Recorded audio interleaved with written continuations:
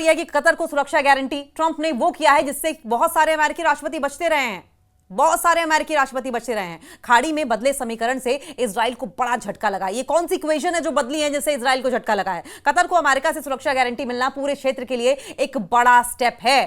Qatar इससे खुश है तो इस कदम से इजराइल चिंता में है। हमास के नेताओं का दोहा में रहना इस चिंता की एक बड़ी वजह है। डोनाल्ड ट्रंप ने एक आदेश पर सिग्नेचर किए हैं। इसके तहत अमेरिका ने कतर को किसी भी सैन्य हमले से बचाने का वादा किया है। कोई भी मिलिट्री एक्शन होगा बचाया जाएगा। इजराइल की ओर से पिछले महीने की अगर बात करें तो कतर पर किए गए जो एयर स्ट्राइक्स थी उसके बाद ये जो इंसिडेंट्स हैं ये सामने आ रहे हैं। इसके बाद ये सवाल है कि समझौते का, इस ट्रीटी का असर अरब जगत की, अरब वर्ल्ड की और इजराइल पर क्या हुआ है।